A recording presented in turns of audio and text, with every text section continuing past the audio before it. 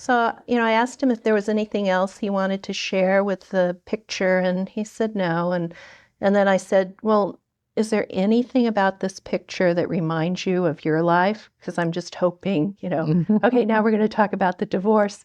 And he said, well, I'm a little lonely sometimes, and I don't have any friends except Parker, who lives across the street from my mom's house where I grew up. Yeah. Sometimes I repeat each sentence, and I'm like, what's the first sentence? The first sentence was, I'm in between two apartments. So sometimes I'll say, okay, you said you were in between two apartments. Does that remind you of anything in your life?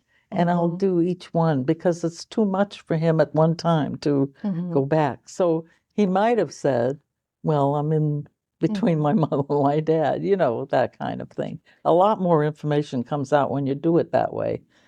Do you think it's okay to bring the drawing back into a later session and look at it, or is it? Sometimes it is, but you could tell by how he responds. You could say, I want to talk some more about your drawing. I was really looking at it, and I wanted to ask you more things. And if his energy drops and he just doesn't seem to be very contactful with you about it, then he's not really interested. Then you'd say, oh, well, never mind. Let's do something else.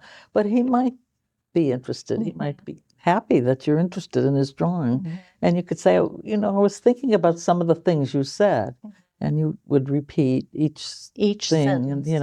And sometimes I'll even say, if you said I'm between two apartments, and he says, no, that doesn't fit for my life, I might even say, I was wondering because I know your parents are separated, so you must go back and forth. That somehow that made me think of that.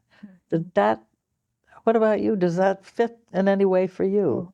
Often they'll say, oh, yeah, I never thought of that.